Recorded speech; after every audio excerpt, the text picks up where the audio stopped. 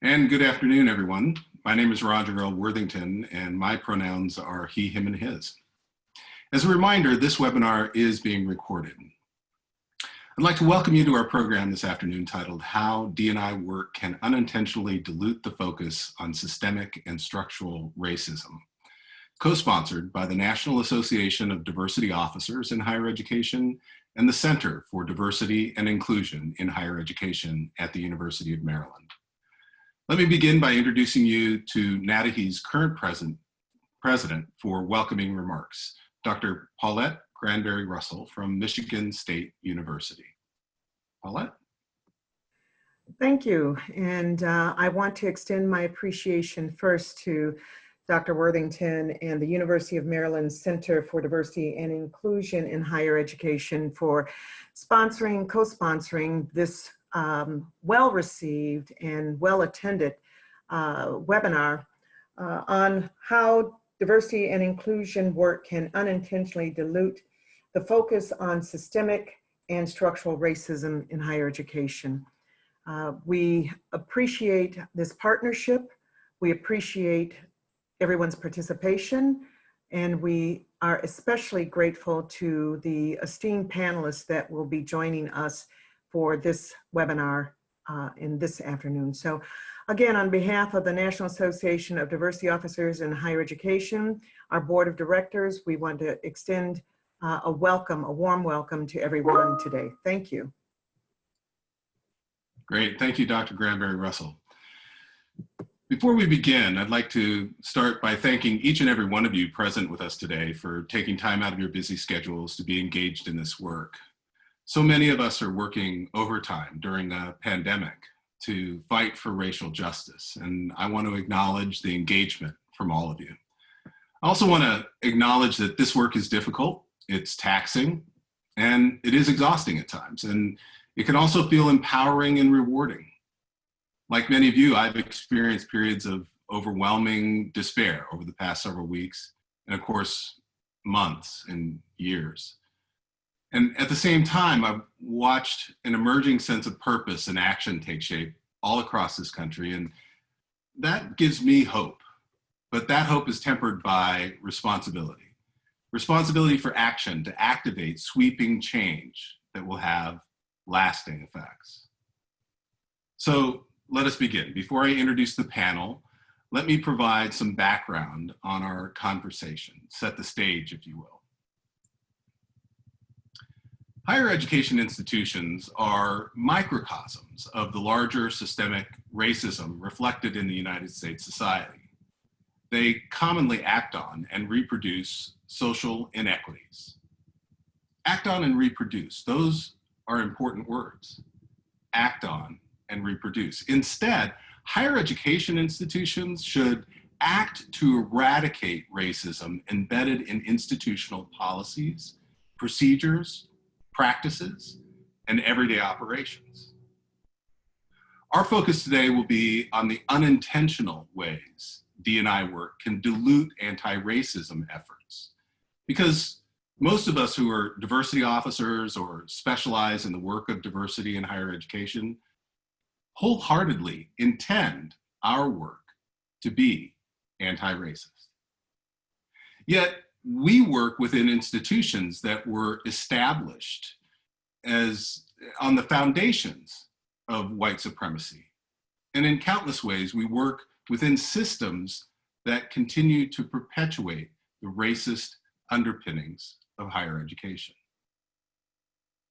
Most of you have heard the name Ibram X. Kendi and know of his recent book, How to Be an Anti-Racist. In it, he defines an anti-racist as one who is supporting a racist policy through their actions or inaction, or expressing racist ideas. He defines anti-racist as one who is supporting an anti-racist policy through their actions, or expressing anti-racist ideas. By these definitions, a person is either racist or anti-racist. At one time or another, everyone has been racist. It's not a matter of whether you identify as racist or if you intend to be one. In fact, Kendi in his book throughout recounts numerous times when he thought or acted in racist ways. It's also possible, I believe, based on these definitions, for all of us at times to be both simultaneously racist and anti-racist. At the exact same time, we're engaged in anti-racist speech or actions we may also be participating in, and in effect promoting racist institutions. Anti-Black racism is a particularly deadly and virulent form of white supremacy. And it's infected everyone, not just the neo-Nazis and the KKK or blatant racists and rogue cops, everyone.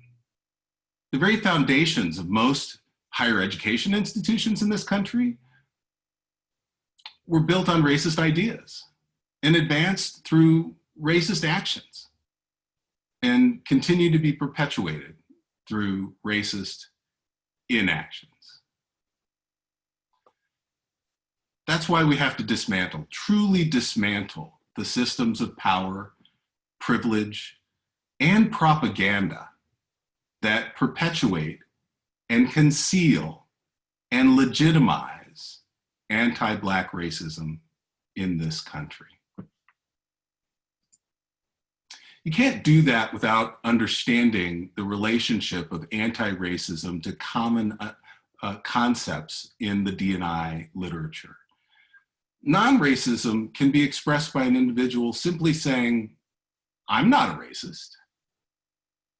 But identifying as a non-racist doesn't require a person to actively engage in actions designed to combat systemic racial injustices.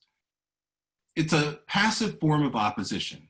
And we let too many people in positions of power get away with declaring non-racism rather than advancing anti-racism.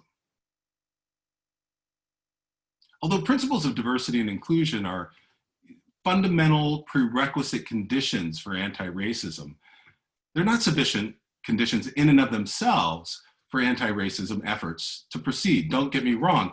I'm not advocating for anyone to stop working toward greater access and accounting for our gains, but our administrative leaders need to stop asking us to count people as the central feature of our work.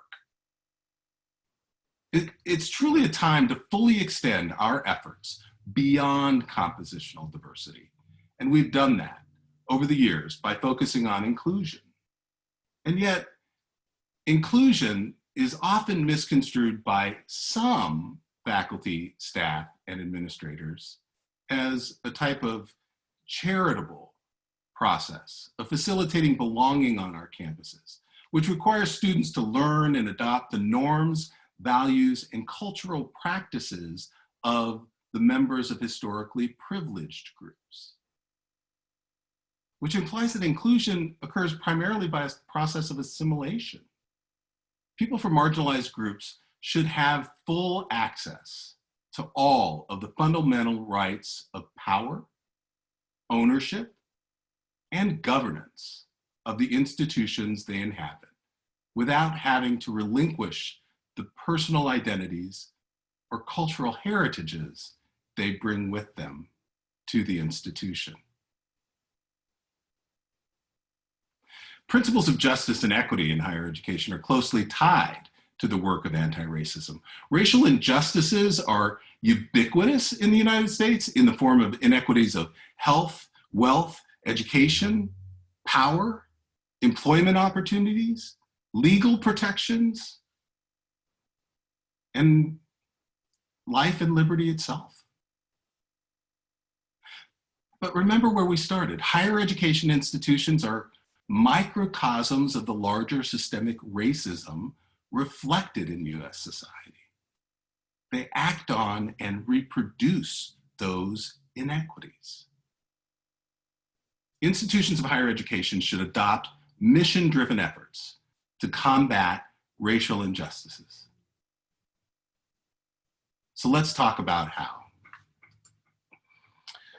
Institutional racism is an active form of transformational institutional change designed to alter the ways institutions overtly or covertly contribute to and maintain racial hierarchies, inequities, and injustices.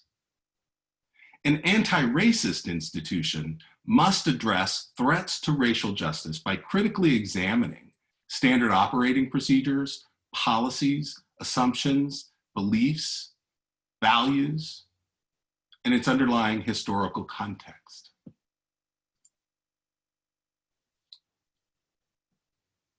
Finally, the work of institutions to become anti-racist must be cognizant of and attentive to the multiple identities of people within those institutions and the intersections of power, privilege, and oppression, such that work on anti-racism must account for power structures, both within and between groups related to gender identities and expressions, sexual orientations, abilities and disabilities, religious and spiritual identities, social class structures, and other social identity characteristics.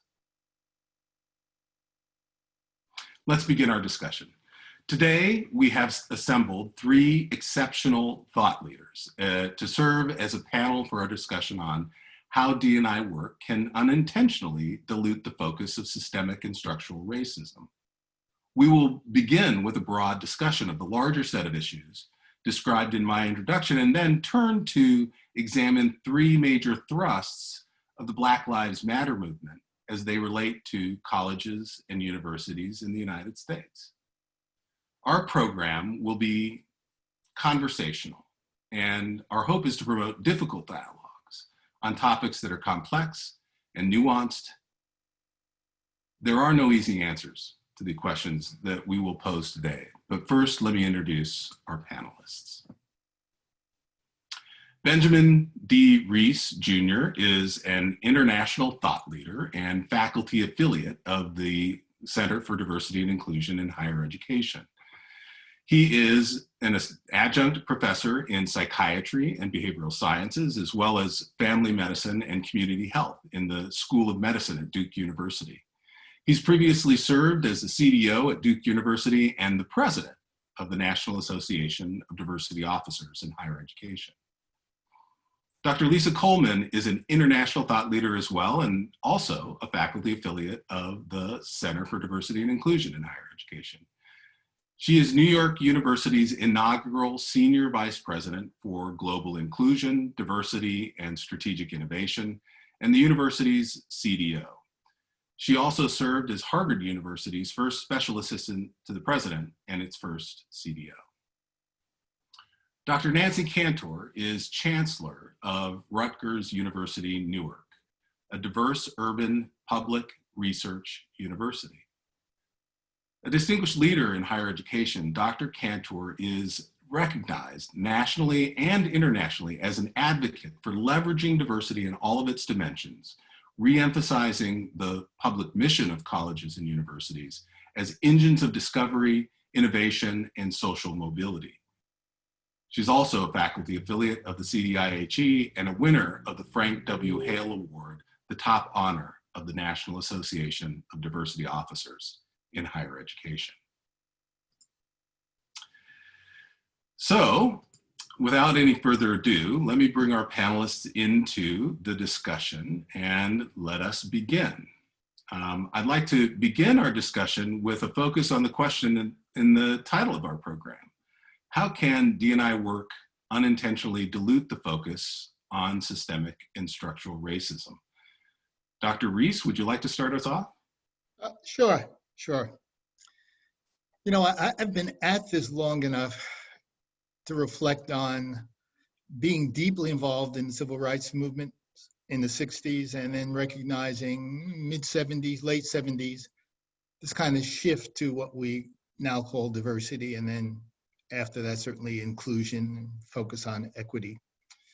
And then if we fast forward to the kind of environment that we're living and working in now, when we think of diversity and inclusion, we have a lot of research that supports that focus. You know, in the academy, we think about the importance of students engaging with other students from different backgrounds. We think that's linked to greater problem solving, gaining perspectives from people whose lifestyle, norms, et cetera, are different. We think that we're preparing students for the kind of world that they'll live in after their time in the academy. And diversity and inclusion, as we know, is certainly something that is focused on throughout corporate America. But when you compare that to and align that with the focus on systemic racism, there are some stark differences. You know, as you said, Roger, appropriately, focusing on racism is really focusing on the history of Black people in America.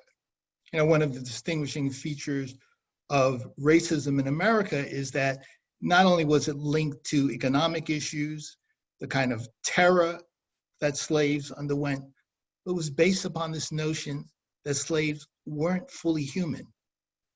And those of you who are on this webinar who might have a medical background, you recognize, you know, the history of pseudoscience, phrenology, this whole notion that slaves weren't really human. And so we have a system, as you've described, of systemic structural racism built into all of the sectors of life here in America, including the academy and certainly including corporate world. And so when you align that kind of background, the kind of structural racism, you align that with the important focus on how we're different, how teams made up of people are different, more likely reach solutions that are innovative. I mean, that important work of diversity and inclusion is conceptually and in practice different from a focus on race and racism in its structural and systemic forms. And so I think one of the things that has happened, sometimes as the title says, unintentionally, you know, people have both in their language and their practice kind of conflated issues related to diversity, inclusion, diverse teams, et cetera, conflated that with what I see as the much harder work, the work to dismantle racism. That conflation has really not served us well. Now, I recognize that there's a portion of people who haven't unintentionally conflated those. In some cases, it's really intentional because, you know, the work of dismantling racism is hard work and really pushes up against the power and privilege of lots of folks in America. So, you know, I'm a strong, strong proponent of diversity and inclusion work. It's some of the work that I do around the country, but I recognize that it is not synonymous. It is not synonymous with the work of dismantling racism. So those are some thoughts to get us going in this dialogue. Excellent. Thank you very much, Dr. Reese. Dr. Coleman, you're up next. Would you like to join us and offer your thoughts? You're on mute. Of course I'm on mute. I spend most of my days trying to get myself off mute. Thank you, Roger, for inviting me to be part of this panel. It's an honor to be on the panel with, of course, Dr. Cantor and Dr. Reese. And thank you to all the participants. And I hope everyone's taking good care out there in these unparalleled and challenging times. Okay. So when we think about, so I'll agree with much of what my colleague, Dr. Reese said, is that when we think about this alignment around diversity and inclusion and anti-racism, there has to be an intentionality, right? And so if you are a diversity and inclusion officer, and you know, I've been around the block a few times too, Dr. Reese. And so there has to be an intentional, right, focus on that in the work. And so if we're thinking about alignment, I think, as you said, Roger, a number of people, right, went into this work because they were interested in anti-racism, right, anti-xenophobia, right, heterosexism. And that was part of the call to come into this work. The diversity and inclusion dilution often is because of the way that power dilutes. And so I think when we're thinking about this, for me, one of the words that often we leave out of the diversity inclusion conversation is equity.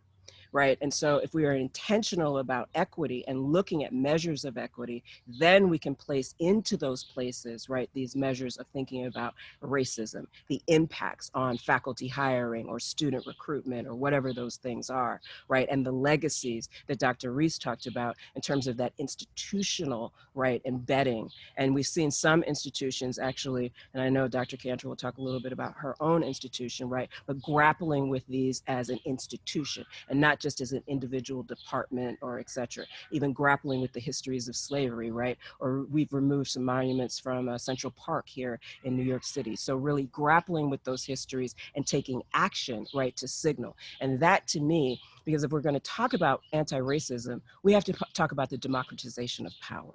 And we have to talk about the democratization of knowledge. And so if we're in higher education, and for me, some people know this, I studied theory. And part of the reason I was interested in that is because I am interested in the democratization of knowledge, right? When we talk about these high level theorists, often what we do is then use that language, et cetera, in our environments, right? To then push some out and keep some in, right? That's part of the sort of elitist part of higher education. And for me, I've always been interested in how do we, right, think about those measures of equity that don't level the playing field, right? That just open the playing field up because it hasn't been open. It's not about leveling it, right? It's just about opening it up so that others can even get toward it.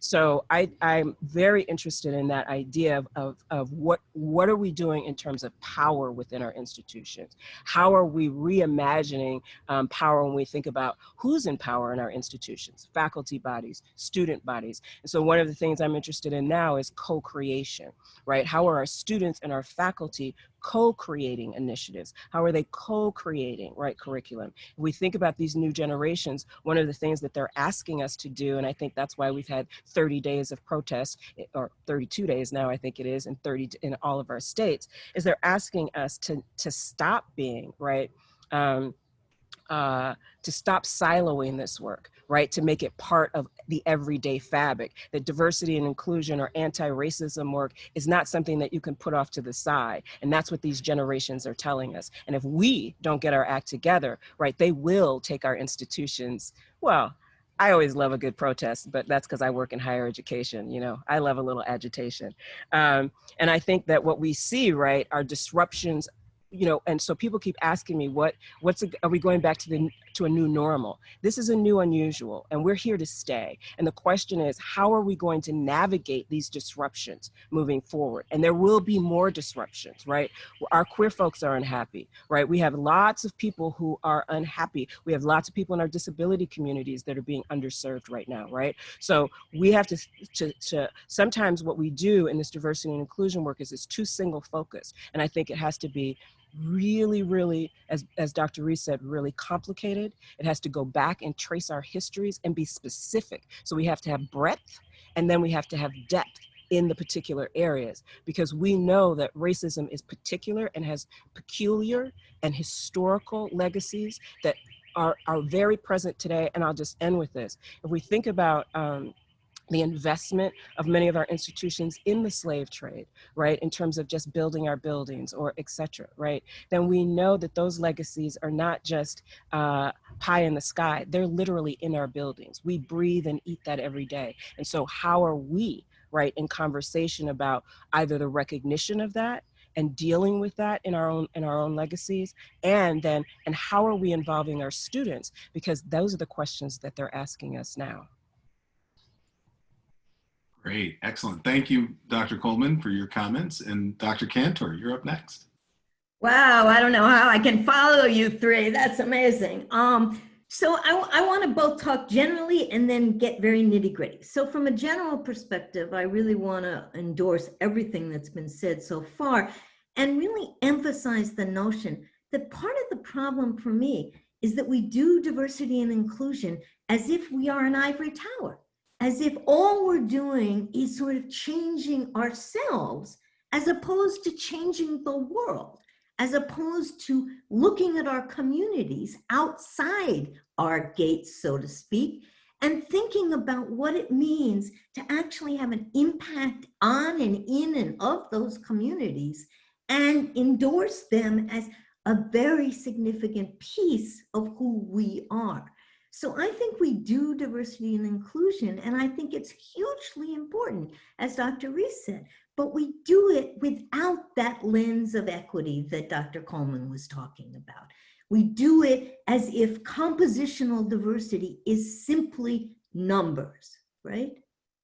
And we pat ourselves on the back for what I call the exceptional child strategy. We found that student who can rise above adversity. We found that scholar. Look how much she publishes. We don't think about resetting the table entirely.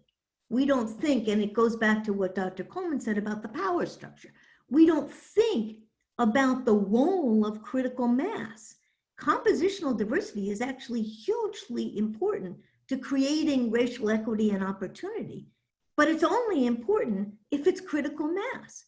It's only important if the levers of power begin to shift from the top to the bottom and across all the disciplines in an institution. But I would argue that even doing that isn't enough because we do it without a lens towards that impact in and of communities.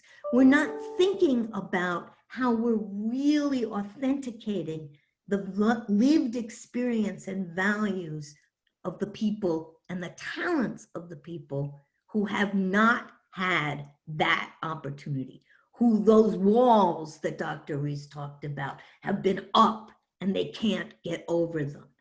And then I want to take inclusion and add to that the notion, as Dr. Worthington said, that we do this incredible assimilationist inclusion.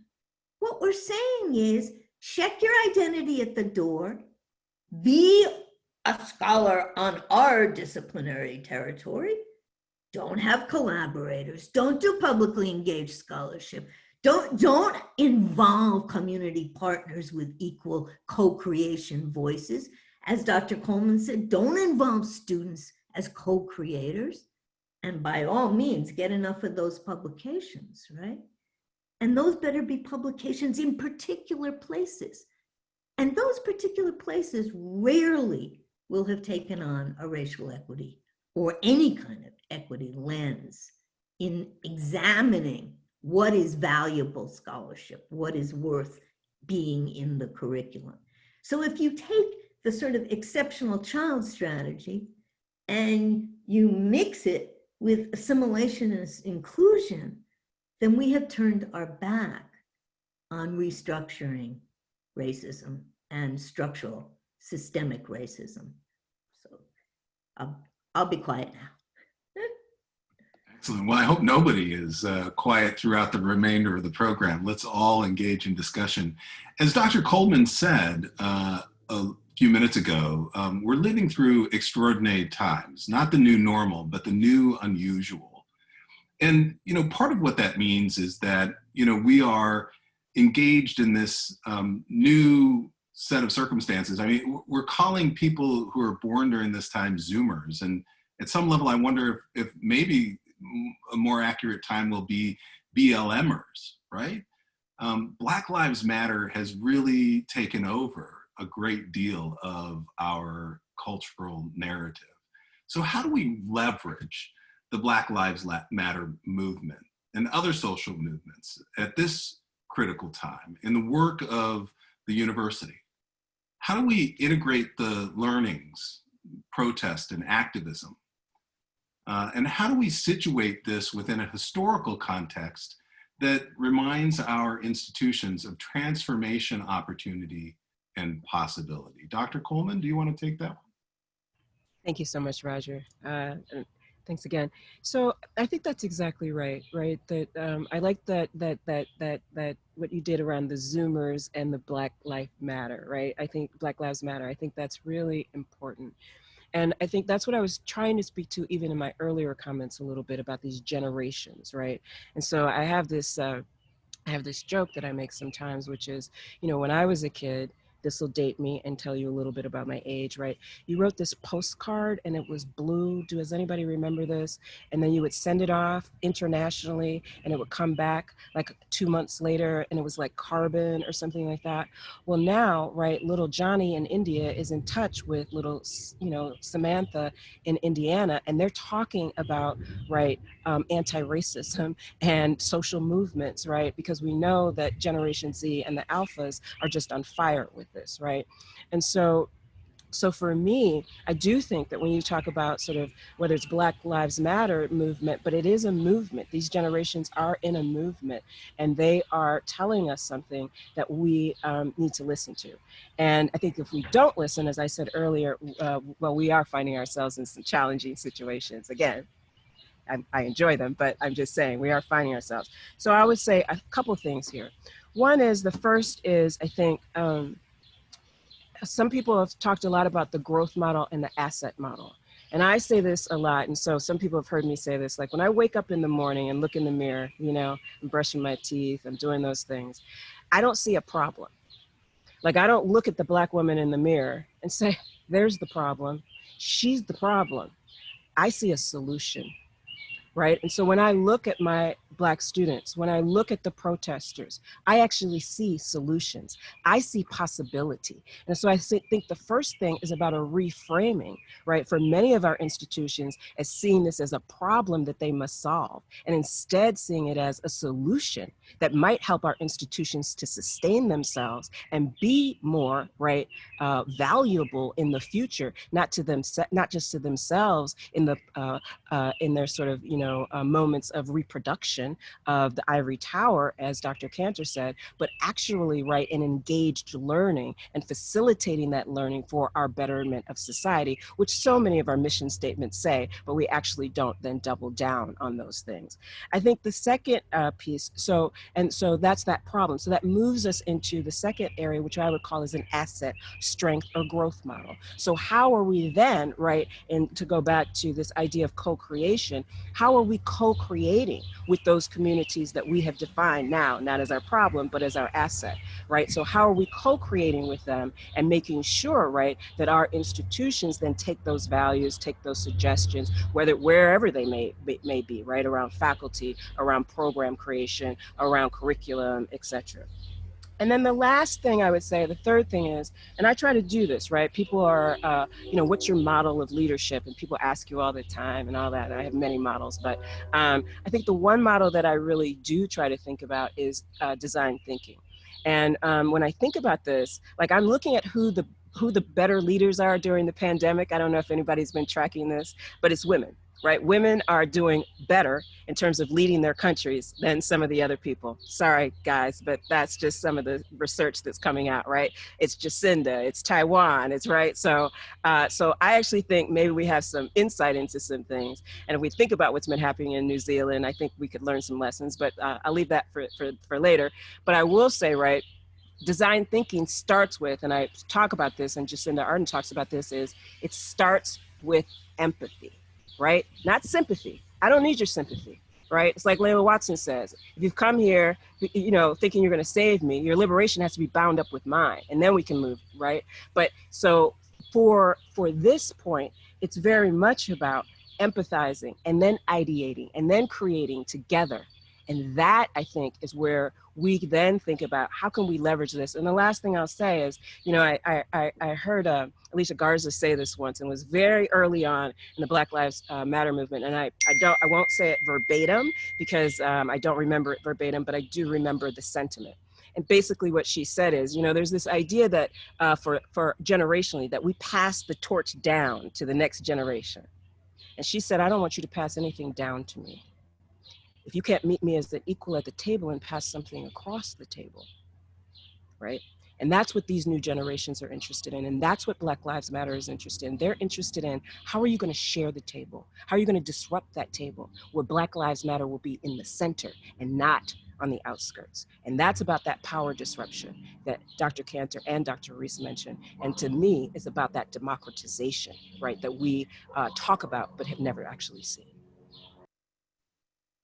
Excellent, thank you. We're about 35 minutes into our webinar so far, and I just want to give the other panelists a quick opportunity to jump in and make a commentary on this question as well. So I just want to jump in about this notion that, whoops. That's all right. Okay. Ben was on mute, so you got in first. Oh, I'm sorry, Ben. No, go ahead. No, please. Okay, I'll be really quick. So I just want to think about the notion of how Black Lives Matter shows us how mass collaboration can investigate and interrogate the investments we are all making in our communities as institutions and as institutional structures. So when we think about what does it mean, I'm sitting in Newark, New Jersey, and when we work with Mayor Baraka and we think about what does it mean to reinvest some of the police budget in anti-violence initiatives that actually are taken on by staff at Rutgers Newark who've grown up in Newark, by students who've grown up in Newark, by people on the faculty who finally can put their publicly engaged scholarship to work. The notion is that we are doing it collaboratively and co-equally in a third space of collaboration. Excuse me. And what I love about Black Lives Matter is it actually is creating that third space. It's not saying we're over here, you're over there. It's saying, I want you to change and we'll work together to make that change. Ben? You know, one of the obvious ways, and both of you have focused on this, that I think the Black Lives Matter movement is different from movements in the past, movements I've been involved in, is that it's not about tweaking around the edges. It's not about only how can we gain access. It's about how do we think about transforming systems, practices, policies. You know, and sometimes they get pushback that they should go slow or maybe look at ways of being incremental in their work. But I think one of the gifts of the movement is, you know, this notion that systems often need to be transformed. And often the transformation requires first breaking them down and starting anew. And so I think they're providing a gift, and you know, as Lisa said, we have to reach across the table and meet them, not ask them to look at where we are, gain from what we think we've done, but we need to reach across the table and often follow their lead. Yeah, thank you. So let me push on that a little bit, and Ben, I'm going to come right back to you. Yeah, sure. Another parallel within higher education to the broader BLM movement is related to state mandates to purchase products produced by prison labor. There was an article in Inside Higher Education in February that noted that every single state except Alaska features some sort of correctional enterprise.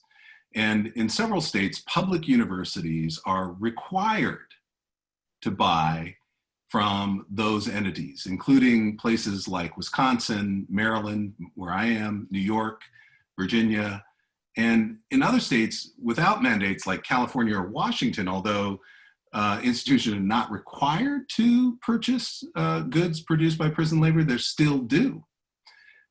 So according to the article, in some states, inmates are paid nothing at all for their labor, including Arkansas, Georgia, Oklahoma, and Texas. And inmates are not allowed to organize or negotiate for better working conditions. So opponents of these policies have pointed out that prison labor is exploitative. Now, proponents argue that it is rehabilitative. So I want to push a little bit on this notion of how do we use Black Lives Matter to instigate change and say, essentially, what role do colleges and universities have for challenging the system, the systemic racism inherent to the prison industrial complex? And then where do we start? Yeah. Well, where I start in thinking about that is in the context of the criminalization of Black folks. So I start with, the notion in slavery that if you brushed against a white woman, that could be the end of your life. And filling jails with Black people for minor offenses and behavior that really wasn't an offense in any way. And then the treatment of Black people in those jails. We could talk about, how that traces to the present time, but I think of prison labor in the context of that. I had this example, real startling example last week. I was doing some research and I was looking at some of the posters from, the 1800s that were on trees and buildings for runaway slaves. And that same day, I was online, I'm here in North Carolina, and I saw a picture of a bulletin board with the face of an African-American gentleman, and the police were looking for him. And I put this poster next to the present day billboard, and it was essentially the same message.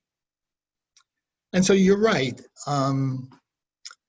We have prison labor, and it's built, we talk about systemic and structural racism.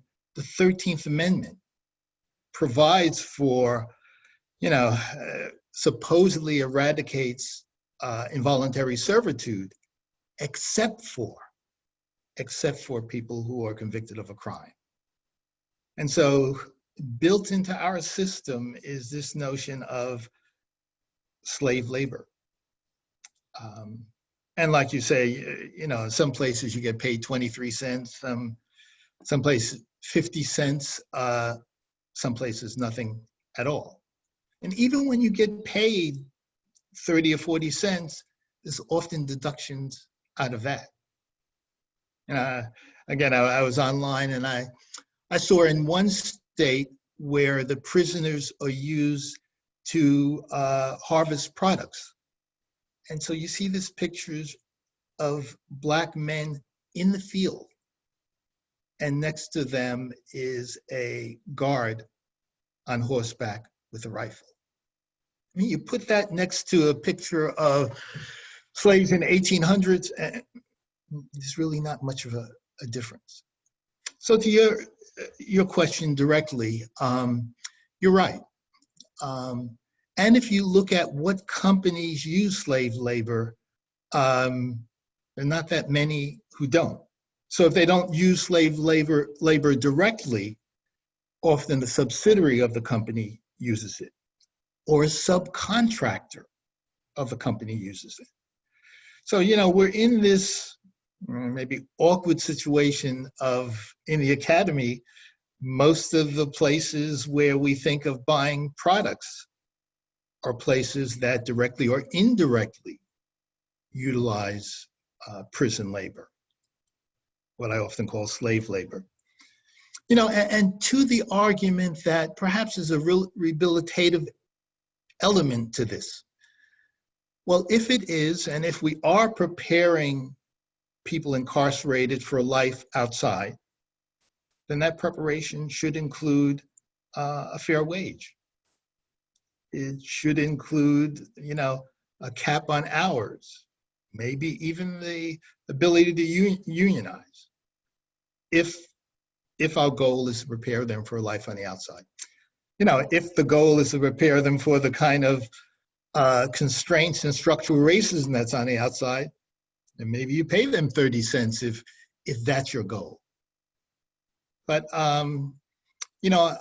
I think we need to look hard at how we start from the corporations, and on that end, start to divest from the use of prison labor. Because I think a lot of higher ed institutions, and I look forward to my colleagues commenting, are, you know, stuck in this kind of place where there aren't that many options.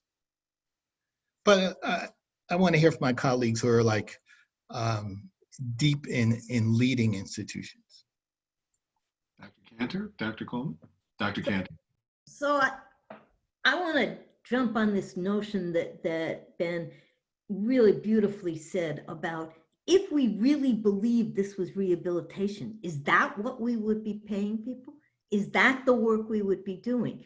And I want to connect higher education to the notion that we should be inside prisons, which we actually are, and lots of institutions are, doing educational work and having pathways to reentry and to college degrees and to entrepreneurship reentry and to all kinds of opportunities, as opposed to thinking about someone is caught in a prison and they're going to do our dirty work. They're going to do our work. What about they do their work? What about we work with them? So things like Second Chance Pell, that God only knows if this administration will ever support. We need to do that. We need to be engines of that kind of educational opportunity. And we need to create the seamless path back in to jobs and to careers and to education on our campuses and with our campuses. We can't just sit back and say, well, at least it's rehabilitative, give somebody something to do. What are we giving them to do? And I'll just tie this, thank you. I mean, Dr. Cantor said exactly what I was gonna say. Like, we have to get in there. We are educational institutions. And so that's exactly what we should be doing and thinking about, right? If, and when we think about a re-entry, what are we doing as part of that process? And so I'll say, if we're talking about anti-racism, right? If that's part of the focus of what we're talking about today, that's part of the real work that our institutions can be engaged in, because we know, as Dr. Reese said, that these are the legacies of racism, right? That the carceral system and the ways in which it is magnified, particularly in the U.S., is very much built, right, in this transatlantic slave trade and the ramifications of all of that. And so how do we as educational institutions and leaders, right, intercept and transform? And I like this notion of transformation, right? Roger, you brought it up earlier. And when we think about diversity, inclusion, and equity work in South Africa, and I see one of my good friends, Tawana's on the line, right? That's the language that they use. They use transformation, right? So how are we going to transform, right, the carceral system? And how are we going to transform our institutions in terms of that co-creation and co-educational process as we move forward? Excellent, thank you. And I do notice as we proceed that there are more than 100 comments in the chat, and we're getting a lot of questions flowing through as we are engaged in this conversation. I have one more question for the panelists, and then we're going to turn to your questions. And we've got folks who are keeping track of your questions on the back end, and they're going to send some to me. We will not be able to get to all of them, but we will do our best to save some time and get to some of them. So let me turn to the next question, and then once we're done with that, we will turn to audience questions. And so this shifts a little bit our focus in a bit of a different direction. And Dr. Cantor, I want to direct this question directly to you. One of the most common questions I've been asked about anti-racism has to do with teaching and learning, both in terms of faculty qualifications as well as curricular requirements regarding what are commonly referred to as diversity requirements in undergraduate general education. How do we address structural racism in the curriculum and the everyday delivery of teaching and learning on college and university campuses? So I think one of the critical issues there is, again, goes back to actually our first discussion, and that is, Are we really making transformation? Are we really centering anti-racist curriculum throughout the curriculum? Or are we siloing off on the side? So if I hear one more person who says, okay, the answer for next year is that I've got to find one book by a scholar of color and put it in my syllabus. No way, right? That is not how we build anti-racism into a curriculum in a genuine, honest, and thorough way. First of all, I have a real problem with just singular diversity requirements. I mean, I just will say that. I mean, to me, that means that you're kind of picking and choosing. It's like the exceptional child strategy of who you let in.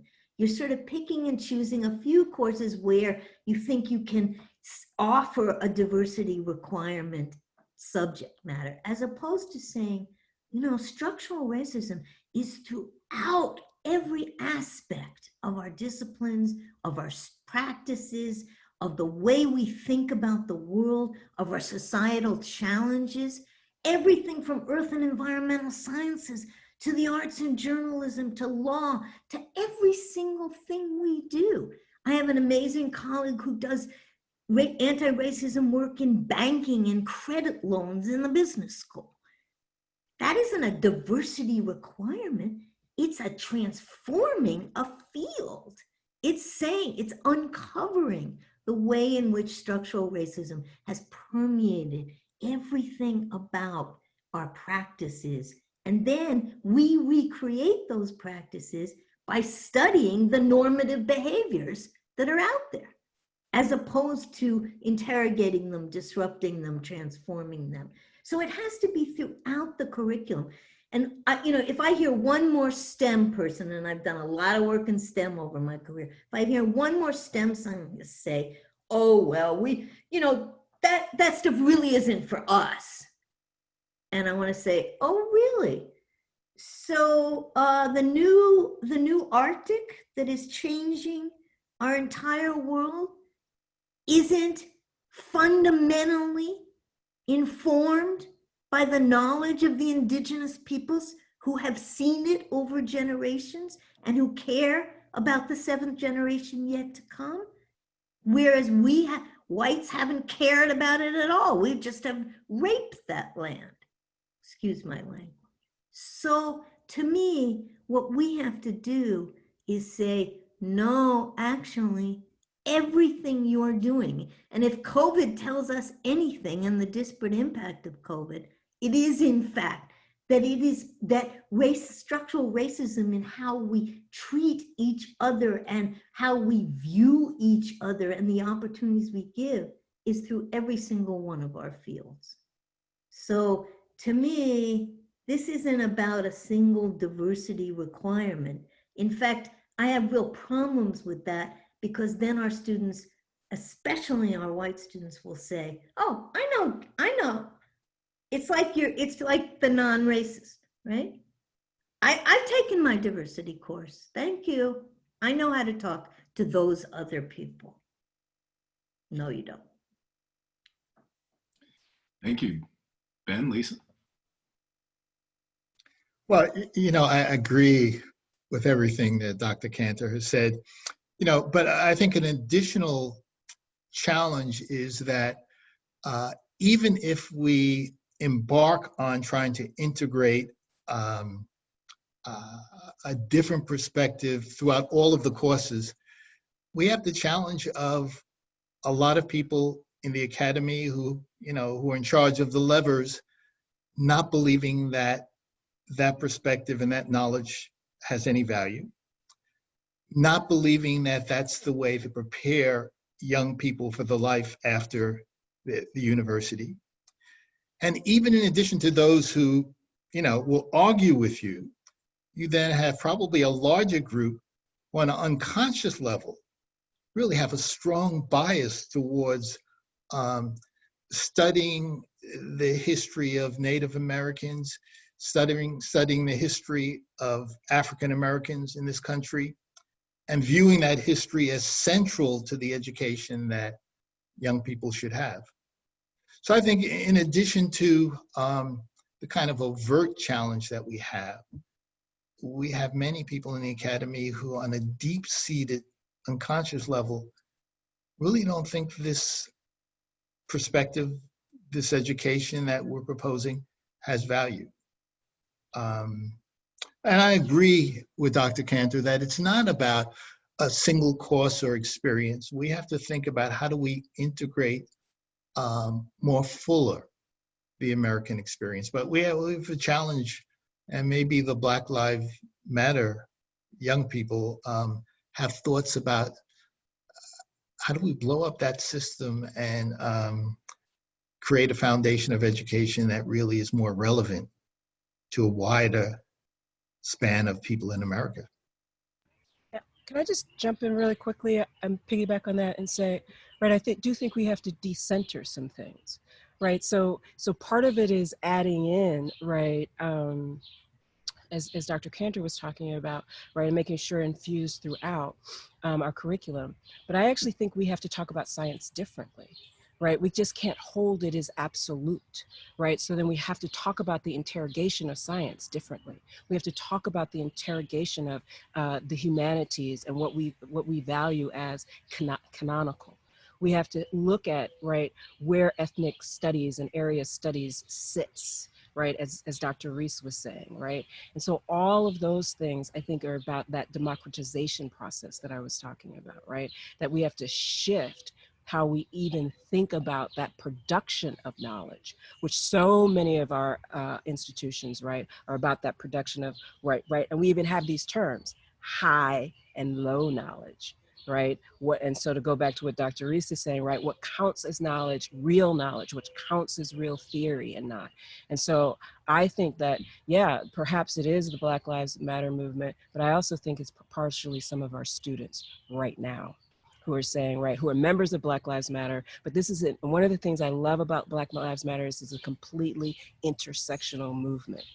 Right? You've got a lot of queer folks, you've got a lot of Black folks, you've got a lot of Latinx, right? Black Latinx. So we have an intersectional moment and they're asking us, again, as I said earlier, to really think about things, I think, in a different way. And that is about that decentering and decoupling, right, certain kinds of knowledge as absolute with that which is, right, in terms of power and privilege. Excellent, thank you. Okay, so Amen, Lisa. That is a great way to conclude just briefly our the first part of our conversation with the panelists. And as I mentioned before, the folks that we have working on the back end of the webinar have been reviewing some of the questions that you have been submitting as a group. And boy, there's quite a handful of them. And so I want to choose one of them sort of at random because it's hard to kind of, they've been sent to me by email to try and sift through the many comments and questions. And so one of them is from Nandika D'Souza. Has there been any move to making diversity and inclusion focused on bi-directional transformation?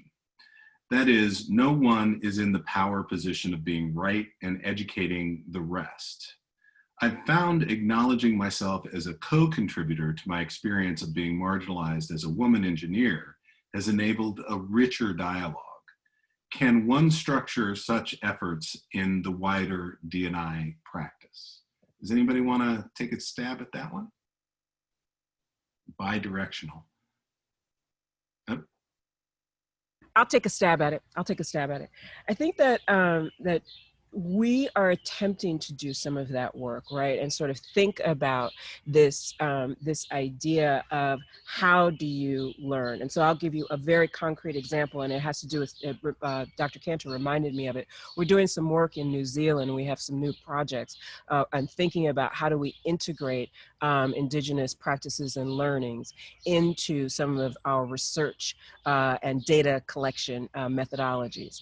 And so literally thinking about how do you mine data differently, right, when you're using indigenous practices. And so in that co-creation, right, thinking about how do we integrate a totally, and not even integrate, right, transform our current practices through a different sort of knowledge, right, and creation of knowledge. And obviously we're going to New Zealand because of the Maori and because of the ways in which the Maori people, of course, have, done various things different than, certainly different than here in the United States. And then the second example I would give is, this was something that I found really, it was one of the things that actually I did that I really appreciated when I was at my former institution, is I went to one of our engineering classes, some of our professors, and we had these maps. And people were walking around campus with these stupid maps. Sorry, right? Anyway, and I was like, well, what is that like for people who are in wheelchairs? What is that like for people who can't see the maps? What is that like for people who don't have arms? I mean, all these questions. And so I said to the engineers, I said, look, you guys are problem solvers. I'm not an engineer. So is there something we could create like differently? So they created an app, APP, right? A new app for our institution, right? And that was that idea of taking, right? And so then what we did was we took a number of people who have been impacted by this, right? Varying abilities, and had them, right, work with our engineering classes. And then they were able to create a whole new platform that enabled people to do better across our institution. So that's that kind of, right, co-creation and bi-directional efforts that I've seen work. Great. And I would just add very quickly to that, this notion of co-creation and of what I like to call third spaces, which are jointly owned and created in community and with community, and faculty and students are just members around the table and jointly co-creating, I think gives the bi-directionality that question addressed. And Lisa brought it up earlier, and I think it's really important. It's not just getting input from those who have actual knowledge on the ground. It's actually creating the solutions collectively and with those on the ground. So in Newark, for example, all of our Newark Public Safety Collaborative has tons of people from the community street team, from different generations, from our community-based organizations, those who've been involved in Newark for over 50 years and were in the Newark Rebellion, and can bring something to the table when we think about what community policing would look like, as opposed to just saying we're going to take experts, whether they're faculty, students, or staff, and we're going to say, well, here's an anti-violence initiative that might work for those people. We've got to do it jointly. And the final thing I would say on that is the arts platform is the perfect way to do co-creation and to do justice in that kind of third space. You know, Lisa, your example makes me think of a time in Adelaide, Australia. I was doing this workshop, and I found out only the night before that one of the participants is totally blind. And so in the workshop, I did an exercise where people had to go around and put, these dots on people's foreheads. He had someone sitting next to him the whole workshop, and in this exercise was sort of leading him around. And then someone suggested that we all get someone to lead us around. And so the exercise suddenly changed, and we processed it in a different way, but it turned it around from trying to find a way of his view of the world being something that he had to fit into. And we sort of flipped it, and we experienced things in a way that he experiences the world. Yeah. But I don't think we do that enough in the academy. Absolutely true. So the next question, I didn't get the name of the person asking the question, but she says, I am a cisgender white woman. I have a question about stepping up my participation in anti-racist work in my organizations, higher ed, the university, and federal agency. I have many ideas for action, but I'm conscientious of the fact that many others who live on the front lines of this work have more experience than I. And I don't want to bring that colonial energy into the space. Do you have advice for meaningfully contributing to and taking on the work myself without simply asking underserved or underrepresented folks to tell me what to do? You know, part of the commentary in our country now is that a lot of the work that needs to be done by white people in rooms where there are white people. So I wouldn't necessarily jump to how can you help the larger issue in terms of people of color, but I would start in her own identified group. You know, one of the conversations that's not occurring across the country is the conversation among leaders of institutions, both in higher ed and the corporate world, but conversations about what does it say about us individually and organizationally that 1 week before George Floyd was murdered, we had absolutely no interest in these issues. You know, he was murdered on May 25th, so I've been thinking about and encouraging people to engage in what I've been calling the May 18th conversation. That's the week before. So how do leaders, often white leaders of an organization, how do they come together among themselves and sort of interrogate the questions of what does it say about us as leaders that on May 18th, we had no or little interest in these issues? What does it say about our organization that on May 18th, we had little or no interest in these issues? And 1 week later, we're giving millions of dollars, creating programs, you know, making space for people of color to have conversations. But what about those conversations among those leaders, often all white leaders, about what does it say about them and their company on May 18th? And in the weeks and months and years before that. Thank you again, Dr. Reese, of course. Yeah, we know each other. We know each other, but you know, for the audience, yes. I couldn't agree more.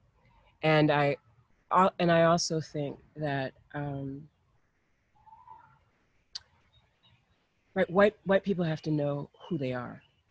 And I think a lot of white people don't know what it means to be white. And they don't understand that whiteness was constructed, right, sometimes in opposition to, right, Blackness or some otherness, right? And so, right, I used to teach this class called The Constructions of Whiteness, 1790 to 1924. And some of us know that in 1790, that's when whiteness was conflated with citizenry, right? And Lonnie Guinier talks a lot about this, right? What does it mean to be a citizen, right? And what we know is that whiteness was conflated. And therefore, then everyone else was otherized, right? As non-citizen, to go back to what Dr. Cantor was saying earlier, as not non-human. And you said this also, Dr. Reese, when you're talking about slavery. So I think that that part of it is, yes, educating your white colleagues, but it's educating yourself, right? And not just about Black people. It's educating yourself about the history of whiteness, the history of colonialism, and how those things, right, made, right, and were compounded over and over again to create, right, the systems and the systemic practices that, right, are now systematic, right, and embedded in so much that we do. Because to unpack those, I think we actually have to, right, understand the creation of that. And it was created, right, by certain people for certain reasons, and is continued to sustain. And so to unsustain, that is part of the project and part of the work that I think, and I'm just piggybacking on what Dr. Reese said, that needs to happen. And I think that's so important. And I think we have to unpack the assimilationist history that happened there. So if you look at immigration history over time, and you look at religious and the Judeo-Christian narrative that we had, It was totally about allowing certain groups over time to assimilate to that whiteness and then not allowing others. And the threats we're seeing now have so much to do with where we're drawing the line, who gets in and who not. Great, excellent, thank you. I have another question from an audience member that I think is really interesting and challenging at the same time. How do we constructively respond to department leadership when they point to the quote unquote immense progress they have made in hiring token Black professors who themselves engage in research that is exploitative of communities of color? It's a challenging question. Do you have an answer to that? The first thing we say is, it what immense progress? Exactly. Let's just put it on the table. There is no immense progress. I need to see some metrics on this. Yeah, exactly. I mean, having served on the Committee on Equal Opportunity in Science and Engineering for 8 years for the NSF, I'm telling you, there is no immense progress. Okay, so, but you know, constructively. Sorry, I'm trying to be constructive. But you know, We're sorry, Roger. We're going to come back to the question. You're right. Go ahead. I do think in part, though, We just needed a moment. to be, yeah, it just gets so tiring, you know, when they look you in the face and say that. But to be constructive, we also have to interrogate the fact that, again, I go back to, I'm sorry to keep repeating, but I go back to this exceptional child model. I mean, you know, that's the solo status model. That's the stereotype threat endlessly in your face. And, you know, we don't want to give up on the notion that we could, in fact, reset the table. But we can't just think progress is like one-offs. I mean, progress is not one-offs. And we have to keep pushing people on that and really not allow people to feel progress. I mean, when I look nationally at the leadership teams from my colleagues in other institutions, it's striking to me how few people of color there are. Just unbelievable. It shouldn't be striking. I'm used to this, but I mean, and it's not like people aren't out there who could be sitting at those tables. Yeah, I think this immense progress that we've made.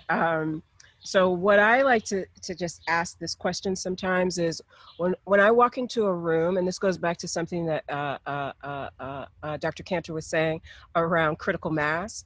So when I walk into a room, and I am like, so nobody thinks it's abnormal when you walk into the chemistry department and it's all white people. No one thinks it's weird when you walk into the leadership meeting and everybody's white, right? Or all men even. And so like, that's where, right, I think when we can walk into a room and it's all, right? If we walk into a room and it's all Black people, people are like, what's going on? What's this meeting about, right? Something's up, something's going on, right? And so I think that the immense progress, right, is when we're not asking that question, right? It's like maybe 4 Black people could sit in a room together and it not be a gang and we'd be okay, and they're not trying to overturn the institution. So I do think like, and I do want to also though speak to this one, which seems to be an underlying part of this question, which is that the appointment of the person who is the, it's a person, but they don't actually have maybe the same similar value systems in terms of supporting others, maybe other people of color, other people, etc. And so how do you deal with that kind of situation, which is partially what I heard in that question. And I do think that that can be very difficult, but I think this is part of the co-creation process that Dr. Cantor and I have been talking about. Then actually, right, building with your students. And I always say with students and alums, we know that our leadership listens to them. And so how are you working with those alums and students who probably have some of the similar critiques? And then how do you leverage that, right, to then do that sort of wraparound so that then you can make progress in other ways outside of that sort of token and referential as the sort of, you know, the exceptional person, right, and then move into a different direction. But again, I think you have to leverage those in the institution who probably have voice and power in different ways than you might as a leader in your particular space. Ben, did you want to jump in? No, I have nothing to add. I think my colleagues are right on point.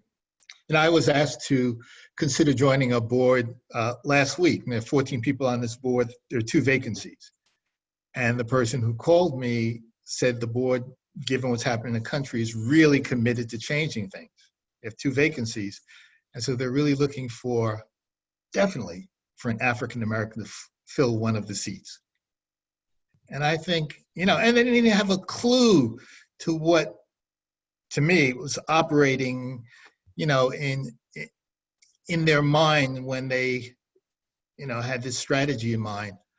But I think in the academy, we think about how do we diversify a department by finding an outstanding scholar of color or 2. I mean, we don't think of transforming the way we think about valuable knowledge in that department, and where might that knowledge come from?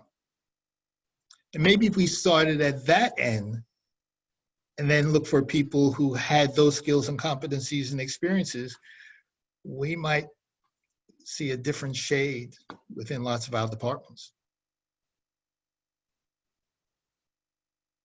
Great, thank you. I was on and I clicked myself to mute. So along the same lines, another question came in about how do those of us at public institutions navigate the imperative of quote unquote diversity of ideas that's often used as a cover for behaviors and attitudes that are harmful to our students? Can I jump in really quickly? Because this is one of my things, right? Diversity of thought, diversity of ideas, right? And when people are saying this, it's like, so sometimes they're like, ideas sit over here, like our thoughts, like a thought bubble is divorced from the body, is divorced from the person, divorced from the institution. That is ridiculous, right? Thoughts and ideas are married to individuals and collective groups. And so when we start talking about diversity of thought and diversity of idea, you have to have still diversity of people. And that's compositional. That's also right in terms of the actions and how they're going to contribute.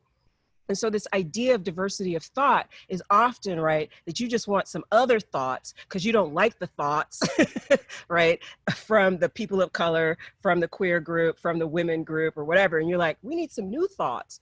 Well, there are a lot of thoughts right there. And if we are really to think about the work of someone like Scott Page, and I know some of his work is complicated, but in this instance, right, we know that a diverse group outperforms a group that has a higher IQ, right? And that's that idea, like diversity of thought is all this IQ and we're going to bring it all together and everybody's going to transform.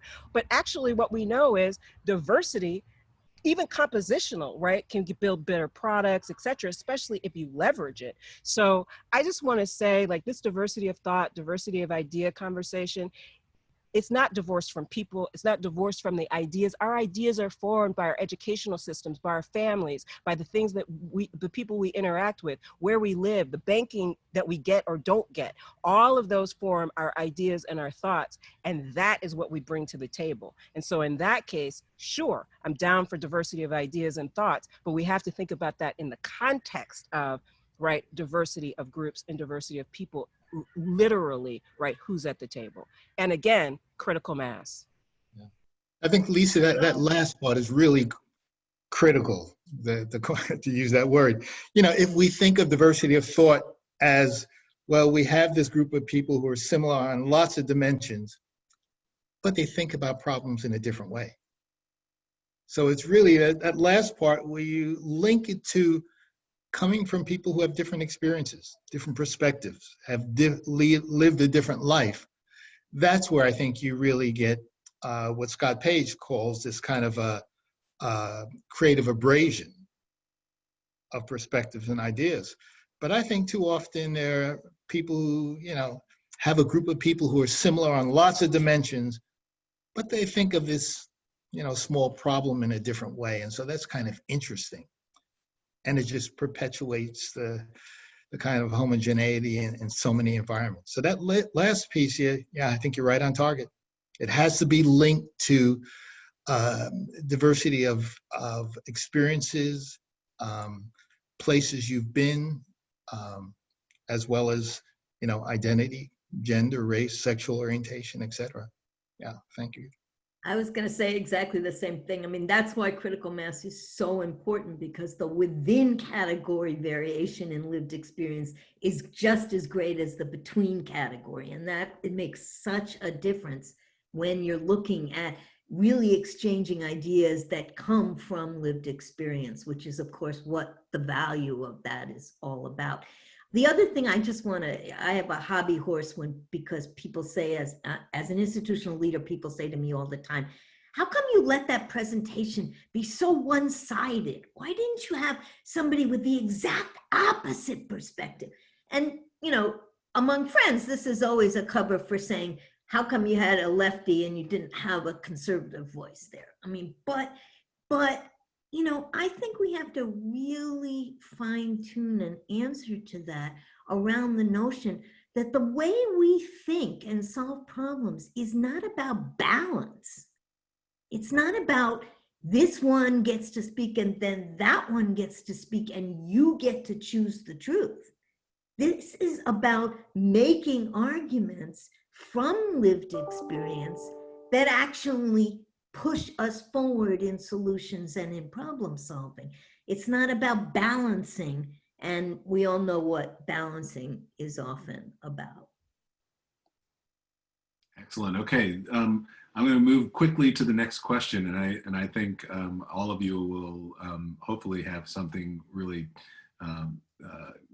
helpful to say about this. Can the panelists speak to how institutions can work from top down and bottom up to address racism, diversity, equity, and inclusion to make greater progress faster?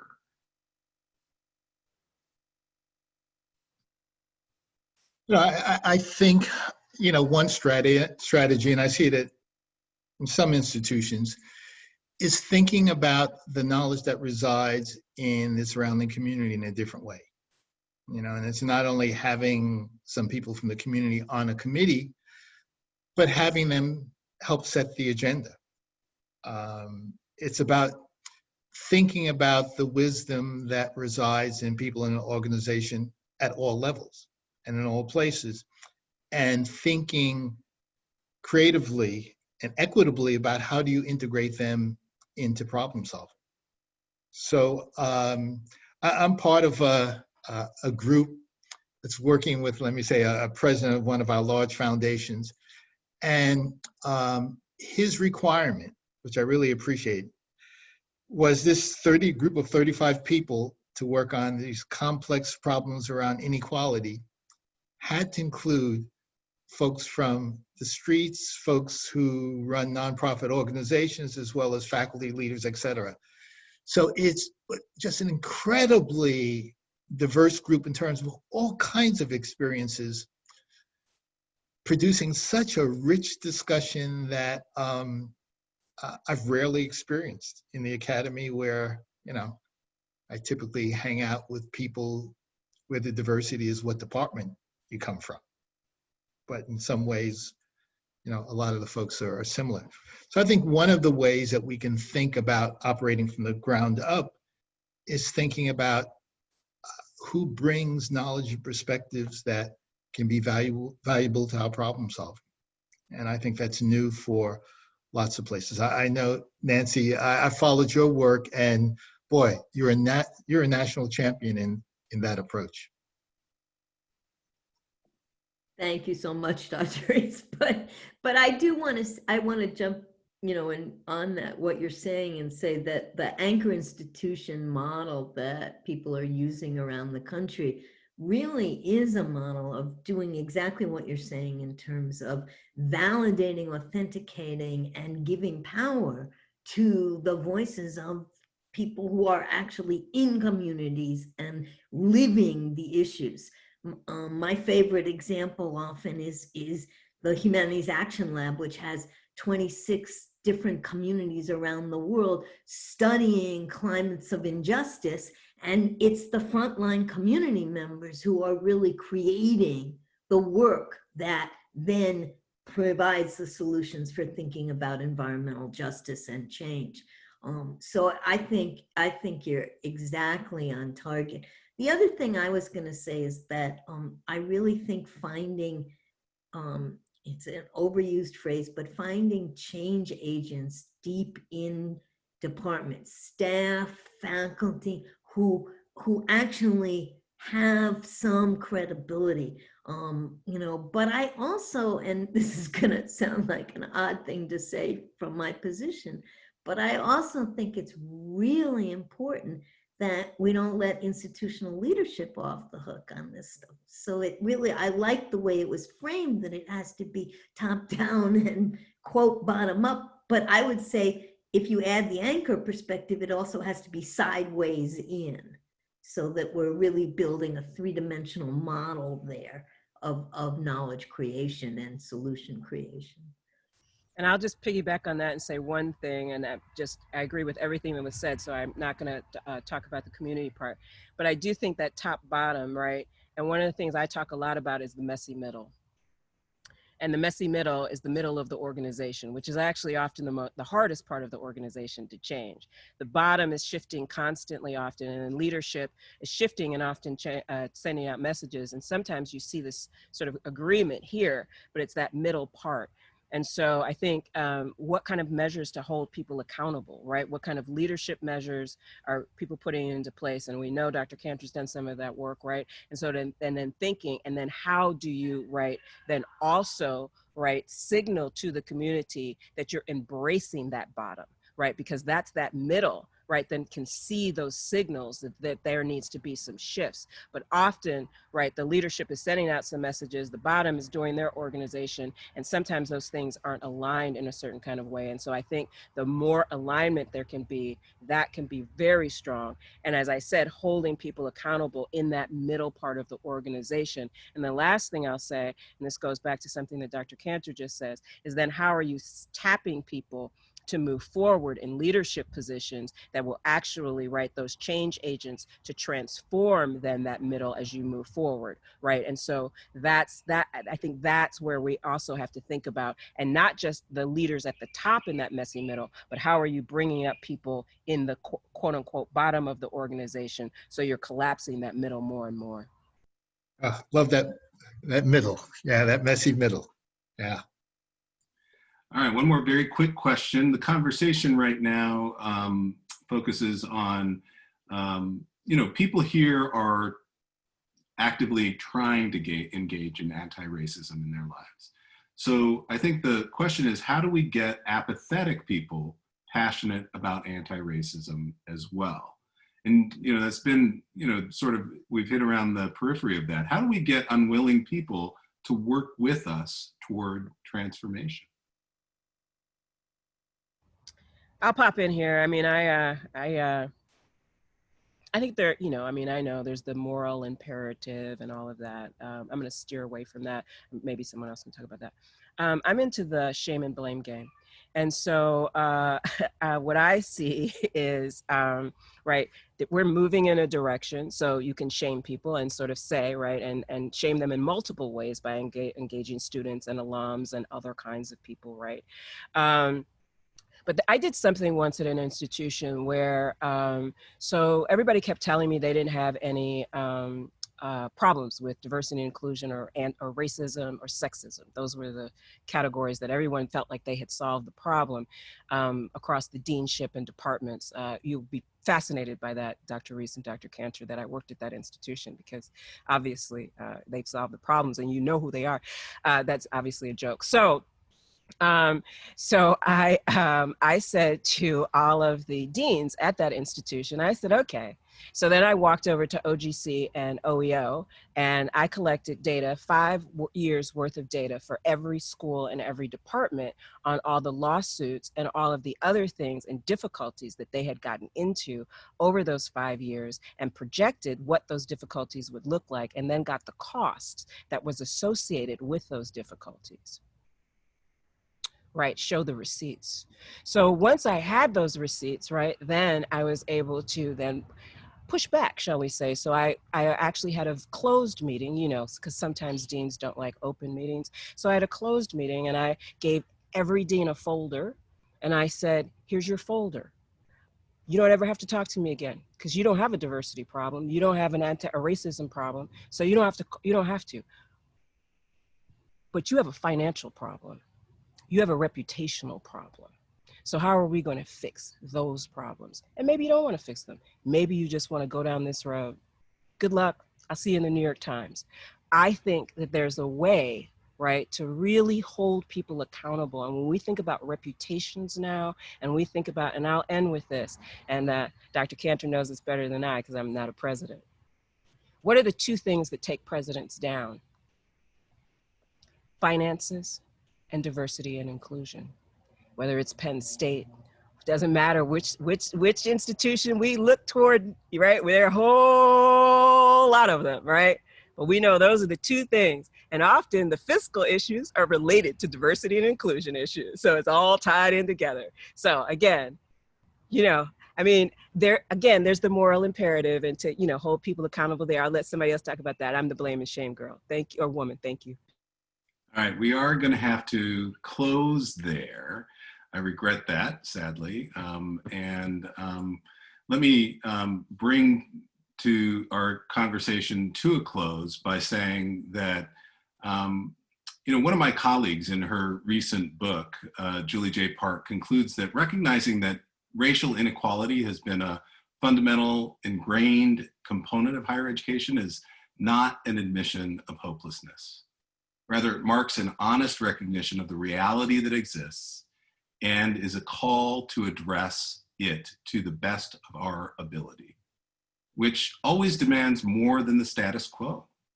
But on the matter of racism and racial inequity in higher education, we've been given an opportunity to get better, think better, be better, and do better. And this is what I was referring to earlier when I stated that I've watched an emerging sense of purpose and action take shape all across this country. Indeed, in higher education, I've witnessed many of my colleagues step out from the shadows of silence and begin to ask important questions. How do we accomplish this? What is it that we need to do? How can I be part of the solution so that I'm no longer part of the problem? We are at the end of our time. And so thank you to those of folks who have helped us to produce this webinar, Erin Kalini, Daryl G. Smith, Daitu DeSasa, Debbie Nolan, Lily Piper for their assistance in the development and logistics for this webinar. Please join me in thanking our presenters, and thank you to the audience for joining us for today's webinar. The webinar was recorded, and we will make it available in the coming days for additional viewing. And also, please look for future webinars offered by WebNatihi and the Center for Diversity and Inclusion in Higher Education. Thank you all for being with us. Thank you to my panelists.